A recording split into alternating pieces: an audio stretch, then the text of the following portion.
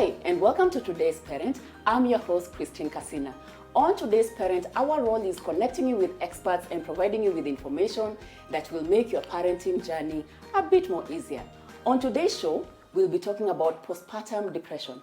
It's something that we need to talk about more, and especially as young mothers, new mothers, they need to be aware about matters postpartum depression. And in studio today, we have Samoina Wangoi, founder of Postpartum Depression, and a survivor. Welcome to the show. Thank you, Christine. Let's take it from the very, very beginning. What is postpartum depression? Post is after. Post is after. Then partum, in medical terms, is giving birth, isn't it? Then now depression. So when you combine all that, it becomes depression that moms get after giving birth. Right. Yes. Okay. Just a simple definition. So it's the depression that moms get after giving birth. Yes. And I know when one becomes a mom, it's exciting. I mean, having gone through the 9 months, you have so many, so many things you're expecting. And then The babies, you get the baby. And the one thing that I later found out is that just because you got the baby, and we see it in the movies that a baby is born and everybody's happy and the mom is jubilant, that it's not always that there's an immediate connection between the mother and the baby. Yes. What is your story? I'll take it back all the way to growing up. Right. So I remember playing with dolls, and just thinking about getting a family in the distant future. So through the teen years, the Cinderella wedding, but life doesn't always turn out like that. True. Which is how at 22, I found out I was pregnant. Okay. And I remember I was just fresh into a new job. So getting pregnant was not in my list of priorities. And I must say it was a bit rough for me, mentally and physically. Physically because I remember on my birthday, on my 22nd birthday, I had a threatened abortion. Okay. So in medical terms, that's basically the baby wanting to come out. Right. And that really set me off. And around the same time, I still hadn't told my parents That you're expectant. that I'm pregnant. And Right. it sacrificed so much for my education, so much for me to, live a good life. And here I was bringing a baby. And then also the fact that I was going to be a single parent. So all that combined That was a lot to deal with. was too much to deal with. So at the time, during the pregnancy, I didn't know it, but I did have pregnancy depression. I didn't know it. I came to learn much later. And Wait a minute. So we also have something called pregnancy depression. yes. Wow. So basically, pregnancy depression, like the name suggests, is depression during pregnancy. And it's important that you brought that up because statistics say 1 in 10 moms Has pregnancy depression? Yes. What are the signs? a mom who will feel like she's not excited about the pregnancy. Right. So like you were saying, pregnancy is beautiful, motherhood is blissful, but for 1 in 10 moms, They feel none of that. they don't feel, they're not excited about the baby. Some of them will have thoughts of, aborting the baby. Right. There's also the guilt and the shame of, especially if it was an unplanned pregnancy. Right. There's a lot of guilt and shame. So this pregnant woman thinks maybe motherhood is not meant for me. I don't think I'm going to be a good mother to this child. How will I take care of this child? Okay. So when you have a mom who's talking like that or who's telling you, I wish I had miscarried, because you get those kind of phone calls. Wow. Yeah. I wish I had miscarried, then I wouldn't have to carry deal the with this pregnancy right to now. term. So when you Right. hear those statements and see a mom is feeling guilty, she's feeling ashamed, she's feeling just generally discouraged and hopeless. There's just a deep sense of hopelessness, then that is always a red flag for pregnancy depression. So that is pregnancy depression. Yes. So let's go back to your story. You are 22, 23, and then? So then I'm pregnant. I still haven't told my parents, and I'm afraid. How will my parents react? I mean, I'm the firstborn. There's A lot all of these expectations. Exactly, and you're just 22. You should be living life, well, not Yeah. bringing a baby into this world. Yeah. So eventually I told them. Thank God they were very, very supportive.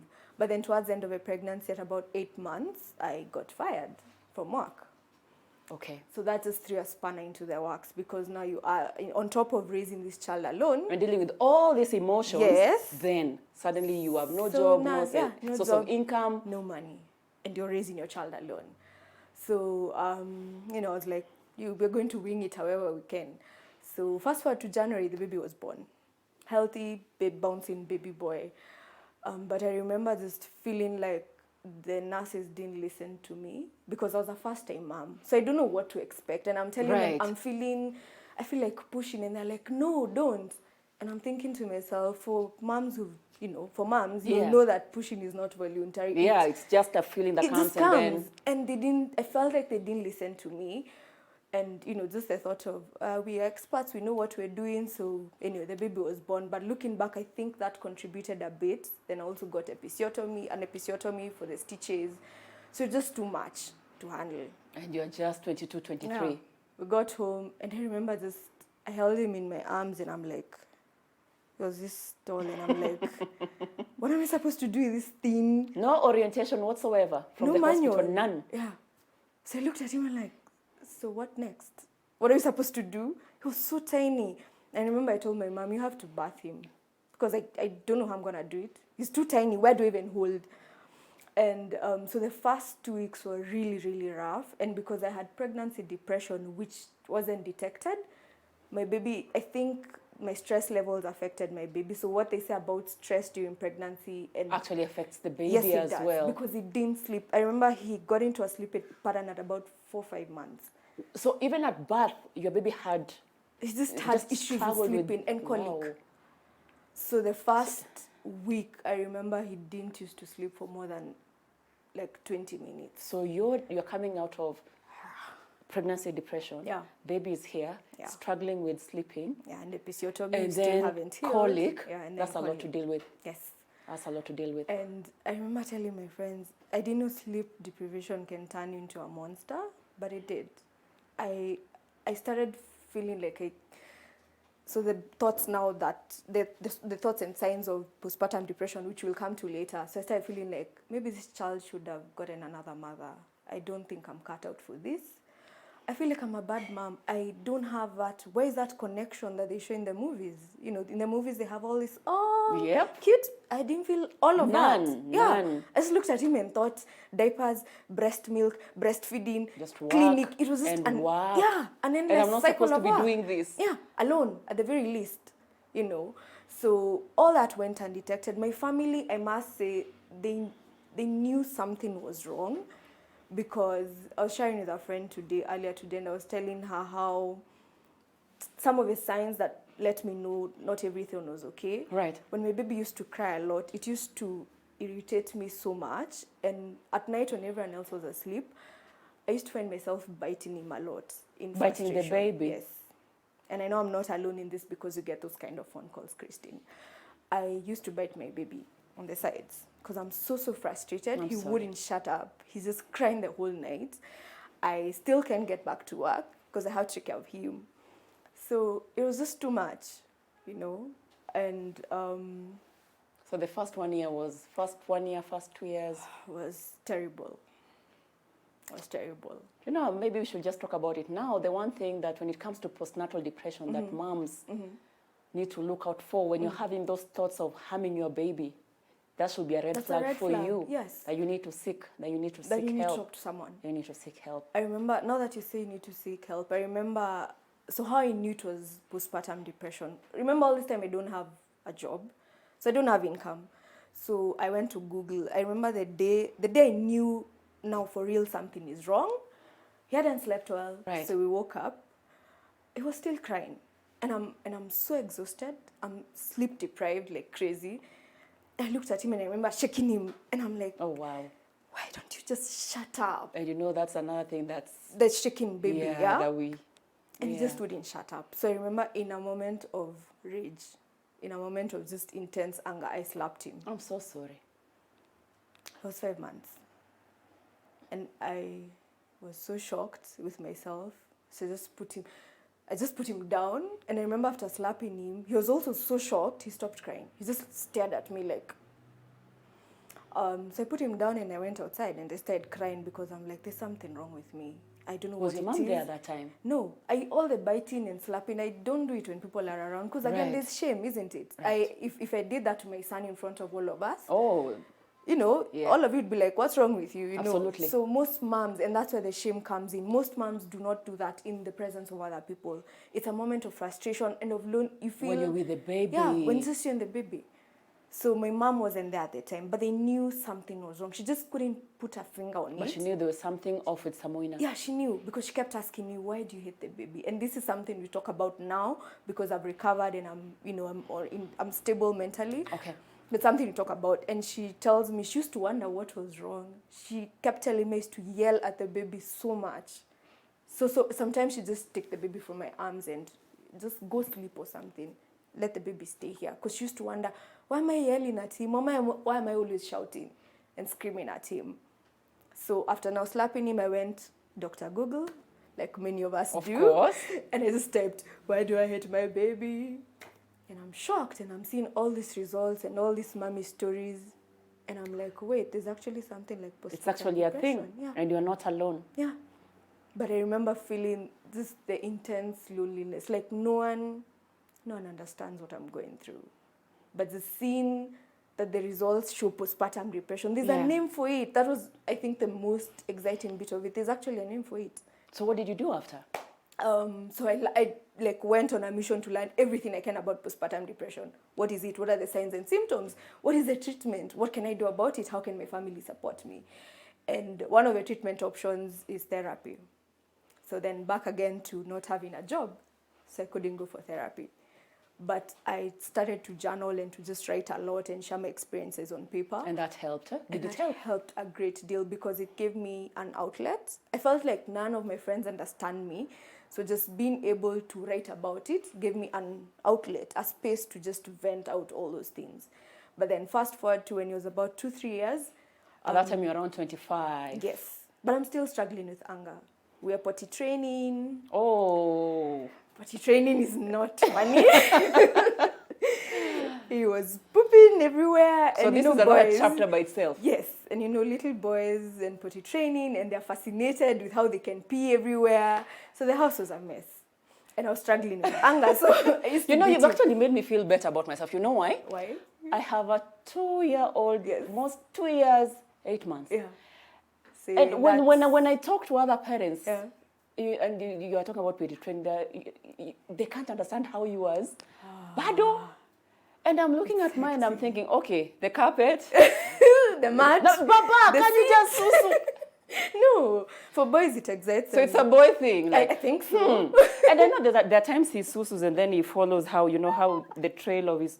Oh my gosh, potty training is a chapter just by itself. It is a thing. But no, for me, I'm glad we went through that phase because it reminded me that I'm still struggling with anger because he'd mess up and I'd lose it. Kabisa, I'd beat him properly. So around that time, my friend noticed I still have a lot of anger issues. And she told me, Samoina, you're struggling with anger. Directed towards your baby, directed towards yourself. I suggest you go for therapy. And of course, I had a ready answer. I don't have money. Yeah. Where am I going to get money from? I'm going to pay for all your sessions. Go. What a wonderful friend. Yes. Her name is Caroline, and I'm forever grateful for her. And she told me, just go. I'm going to cater for all the sessions. So that is how I got help, Christine. It's been a slow journey, but we did get help, and I'm grateful for that. Oh, thank you so much for sharing your story up until now. Yeah. We are going to take a short break, and when we come back from the break, we are going to talk about what triggers postpartum depression.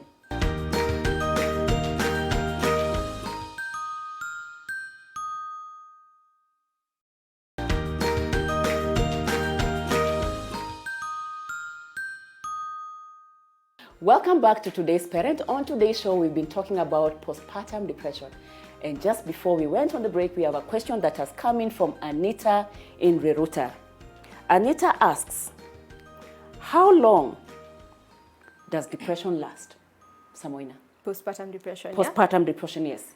The definition I gave earlier on for postpartum depression being the depression that moms get, we usually say within the first year after birth. But what we are realizing is sometimes it goes undetected.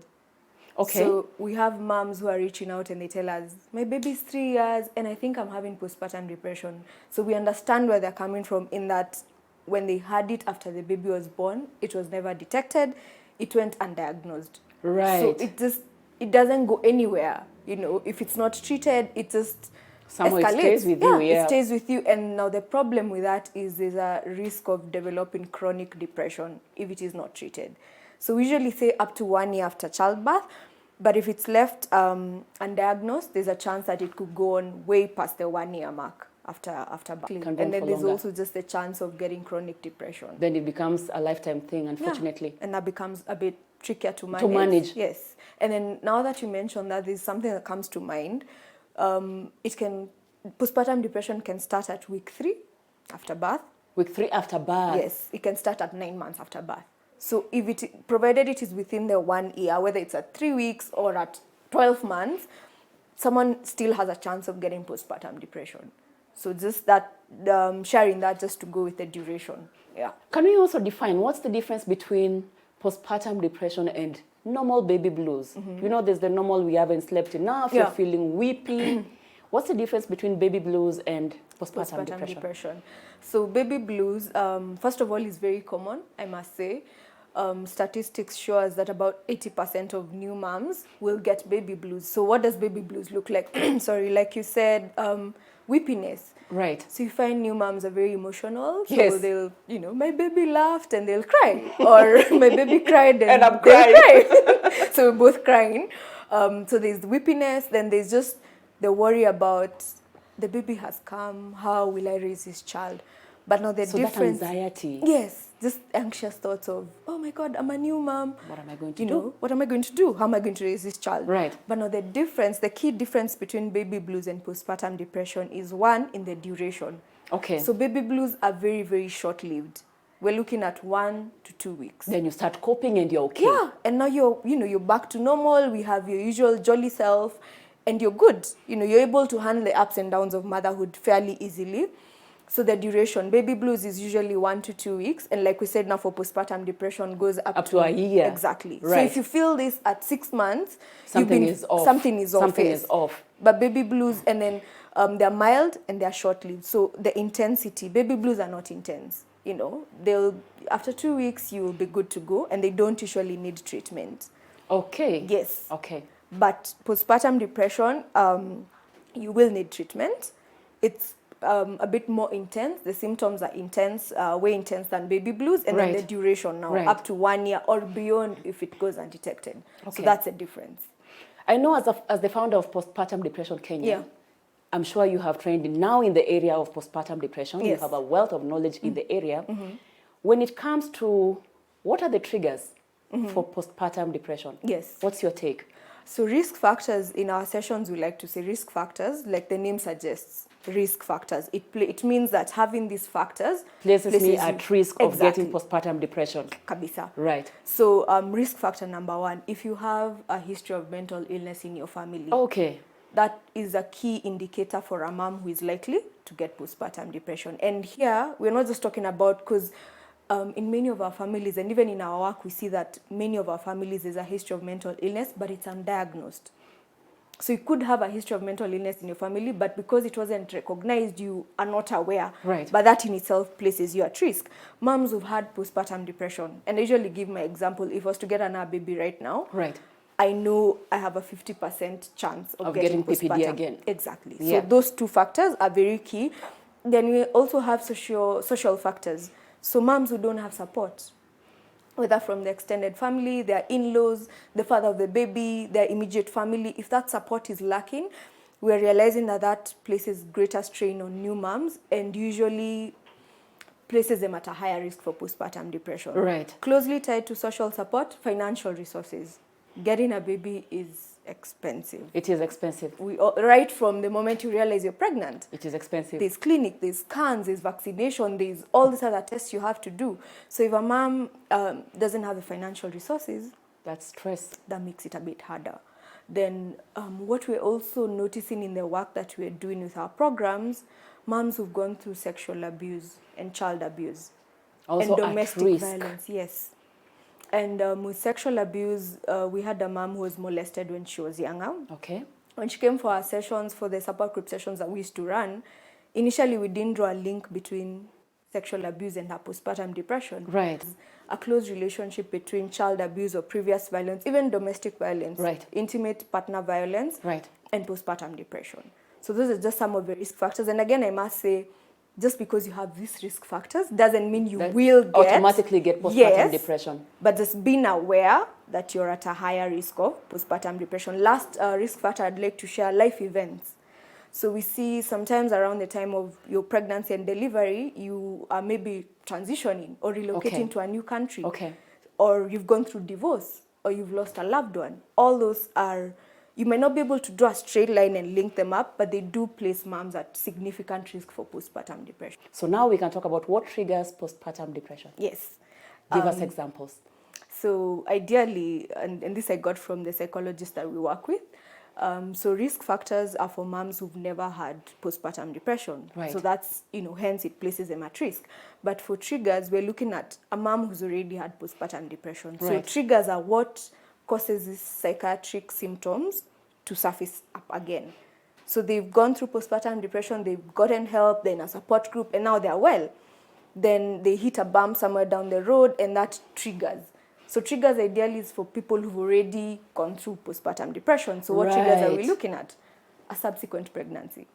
That in itself is trigger number one, because if you had postpartum depression and you do get pregnant again, it can easily be a trigger. Take you back to square one. Exactly. So just being aware of that fact, even now for moms who have had PPD and they get subsequent pregnancies, it's important. So having a subsequent pregnancy, especially if it's unplanned or unwanted, those are the really key triggers for moms who've gone through PPD. Then also challenges with breastfeeding in subsequent pregnancy. So we have this mom, she's gone through PPD, she's healed, she's recovered, baby number 2 is here, and they're having a hard time breastfeeding or weaning.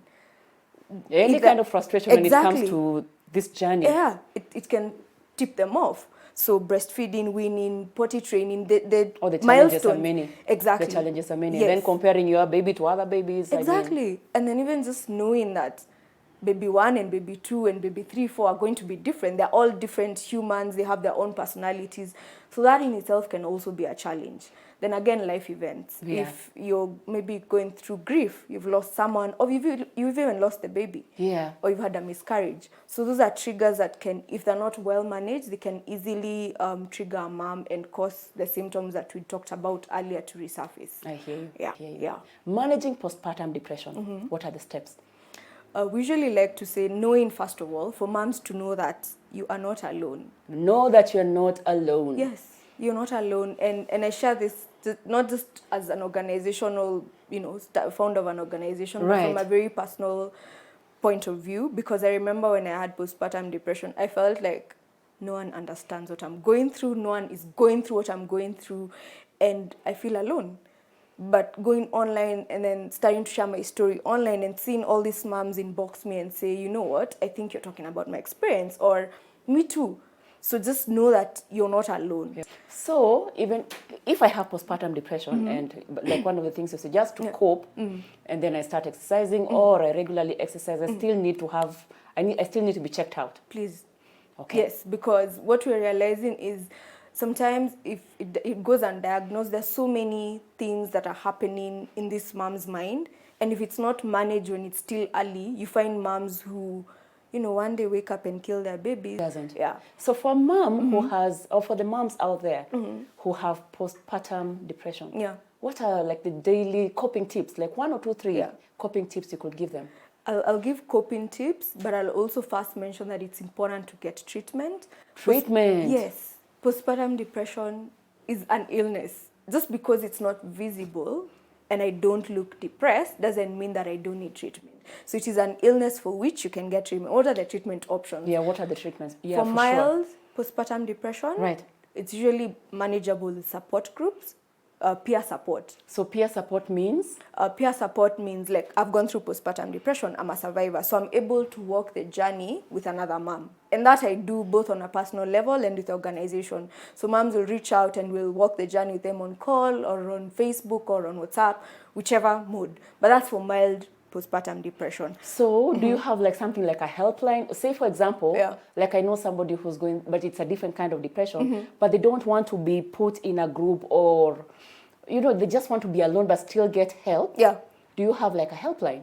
We have an active line for the organization that's available, working hours. Okay. So then what we do is when Christine gets in touch, we will talk to her first. We Okay. give what we call emotional first aid, because Okay. sometimes the moms are calling and they are suicidal and they are crying.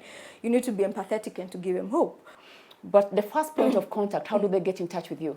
We have a website and we have a social media presence. What's the URL for the website? ppdkenya.com. ppdkenya.com. ppdkenya.com. Okay. It's a very simple URL. And then Okay. from the website, you can get all our social media handles. Okay. And we also have a program that we are running with hospitals where we believe as an organization that the best time to catch postpartum depression is when a woman is pregnant. Why? Because if she has pregnancy depression, there's a chance that she'll get postpartum depression. Exactly. So talk to her while she's still pregnant. Talk to her while the baby's still in the tummy. So we have a program called Elimisha Mama, which is basically educate a mother, isn't it? And then we partner with maternity hospitals. Okay.